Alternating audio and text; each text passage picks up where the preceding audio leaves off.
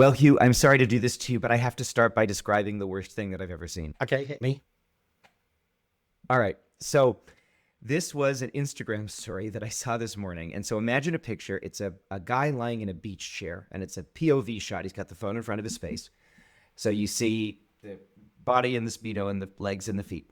And he's getting a foot massage from someone who's like clearly a service worker. And we are on this sort of like clearly like beachside resort situation. And the location tag is Puerto Vallarta, and the caption was "shelter in place," followed by 3 crying while laughing emojis. And if you're asking, was this an image of some rotted muscle queen receiving a foot massage from a hotel employee while making a shelter in place joke during the cartel violence in Puerto Vallarta? The answer is yes. Yes, that is what that was a picture of. Our expectations are very low and consistently fail to be met. I have to It's really unbelievable. I can constantly lowering the bar for everyone. say, Ben, I do regard you as morally responsible for your own algorithm. I've never seen such a thing on Instagram.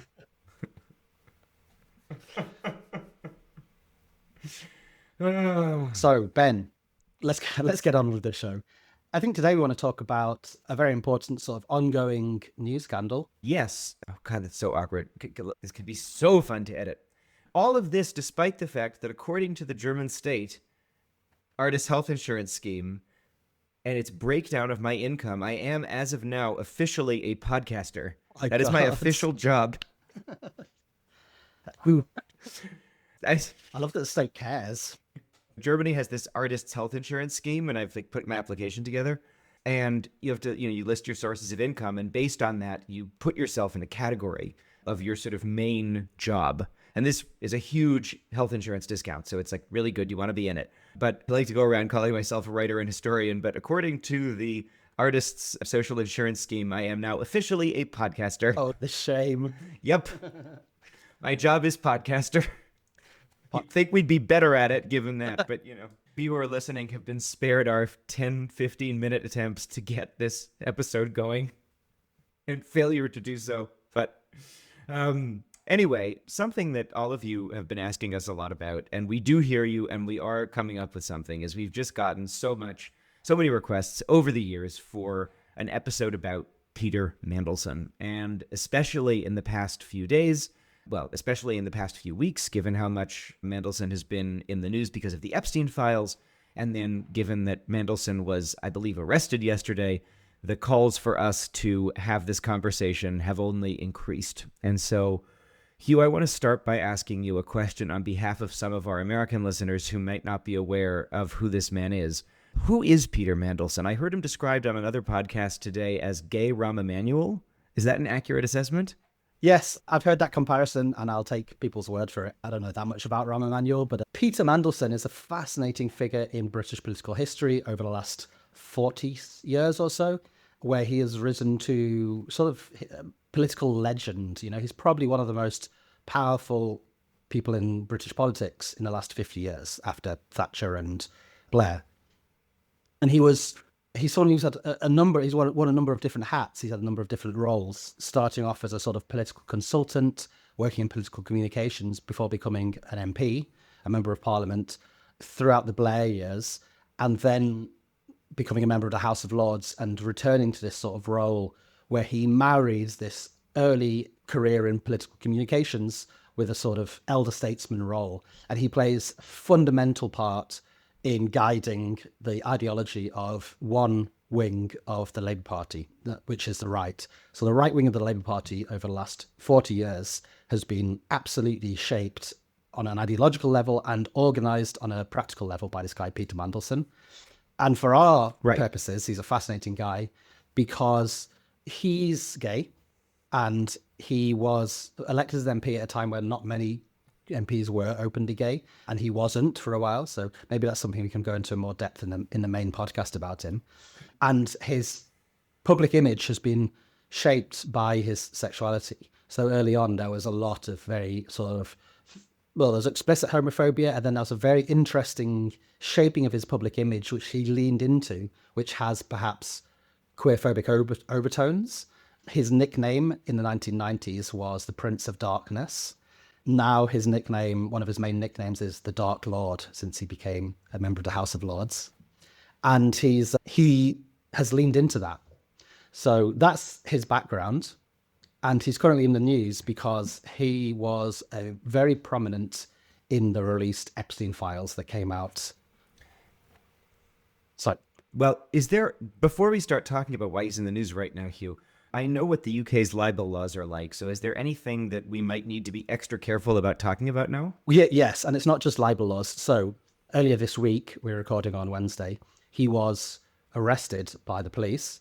So now this case in the UK is what they call sub judice, which means that we're bound by contempt of court laws when we talk about it in public. So we have to be very careful because we don't want to threaten the case that's being built against him. And I particularly don't want to threaten that case because he deserves justice. I'll say that much. On the other hand, of course, there are very strict libel laws. So probably have a bit more leeway around that at the moment. But there's lots of stuff in the public domain. But all the allegations made against him, he denies. And of course, just having your name appear in the Epstein files isn't an indication of any sort of guilt whatsoever. We'll let the courts deal with that. Right.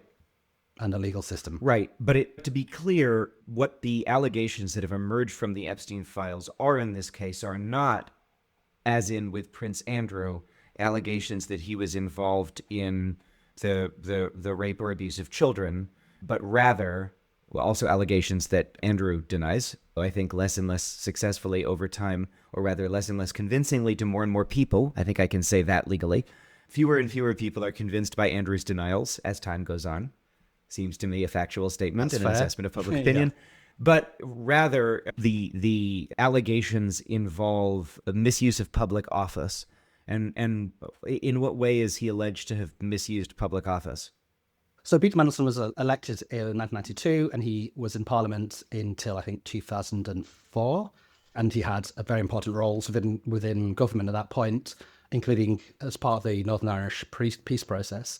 He then stepped down following a series of corruption scandals, and then it was made into a member of the House of Lords, because in the British political system, for those who don't know, nowadays you don't inherit there's no hereditary lords, or very few hereditary lords, but the political parties choose who sits in the second chamber. So he was made a member of the House of Lords, and in that role he became First Secretary of State, which is a very high-ranking role within British cabinet, which gave him access to very important state secrets, classified information about, treaties and financial policies, economic policies, stuff like this. And the allegation is, as supposedly revealed in the evidence of the Epstein files, that he was passing this information on to Jeffrey Epstein. And at the same time, he was receiving payments from Jeffrey Epstein. Now, an early denial of this from his camp, not necessarily for him himself, was that the amounts of money were so low that for someone of his status, that it wouldn't be worth it. He wouldn't be selling that sort of information that cheaply, which is amazing. Which is an amazing. Yes, I was taking money from this person, and yes, I was passing information, but it wasn't an exchange. It wasn't a fair price. But obviously, as these allegations have emerged and the arrest has taken place, there seems to be an extremely close link between Epstein and Mandelson within a sort of sphere of influence. They're networking, they're sharing information, they are, using each other's positions to help each other, quid pro quos. And one of the pieces of information that is alleged that he passed was, amongst other things, there were things like, when an MP is the Prime Minister was planning to resign, and very market sensitive information. One of the things was that he was using Epstein, the allegations is that he was using Jeffrey Epstein to get JP Morgan, the bank, to pressure Alistair Darling, who at the time was the Chancellor of the Exchequer, to make certain policies by, I think the term was something like mildly threatening. So he was a member of a cabinet, and he was using a sex offender who at that time was a sex offender, had been tried and found guilty and imprisoned for trafficking for the purposes of prostitution, a child, using him to then pressure a huge banking corporation to say certain things to pressure his colleagues. That is the allegation. It is a scandal, probably the biggest political scandal that's ever happened in the UK.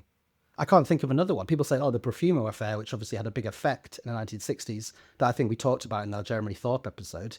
But when you Yeah, but that's when like you look naked at pictures of somebody. That doesn't matter. Like, it barely doesn't. even that, John Profumo resigned and spent the rest of his life cleaning toilets for the general public, for the working man, as a sort of penance for the rest of his life, because he had had sex with an adult call girl who had a pimp, whose pimp was also pimping a woman to a member, a Soviet naval attaché, I think.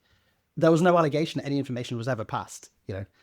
This is so direct and so massive because the information that is allegedly being passed was state secrets around the financial crisis and how the government was going to deal with the financial crisis that he's passing to an investment banker, to a stockbroker, to a dealer who has all this network of friends. Like, the scale of it is absolutely catastrophic. And those are the allegations. But I think one thing that's very interesting about this is the way, which I think we'll probably talk about more in the main episode, is the way that the public image and our understanding of who Peter Mandelson was is shaped by his sexuality, and how he's now attempted to use his sexuality to deflect criticism from his relationship with Jeffrey Epstein, because the party line has been, how could he have seen anything or done anything or been involved in anything, because anything that would have been untoward, he wouldn't have been invited to, because he doesn't like women. right, and or girls. Why he doesn't want to have sex with women, yes, or children. Yeah. And there's absolutely no suggestion whatsoever that he did partake in any sexual misconduct around Epstein or anyone else. But what's interesting is is that, of course, that presupposes that your relationship with Epstein would only be based around whether you were also someone who was a child predator. There are wider ethical and moral considerations here, which is like, do you know someone who is a child predator and continues to be a child predator, and you remain friends with them? That's a very complicated conversation. If someone is still actively a child predator, is not a complicated conversation whatsoever. And secondly, right, especially given that there are allegations that in some of these emails, Mandelson was making sort of chummy jokes about exactly Epstein's various expressions of his proclivities. Let's put it that way. Right. So this whole situation started to emerge sort of last year, and Mandelson at that point was in a role. Didn't Mandelson, I believe, this month give some outraged quote to the FT saying, like, only you care about this? Yeah. Like, bugger off. And it has actually been the FT that has done a lot of the really kind of dogged reporting and really been following this over time in the past few months especially.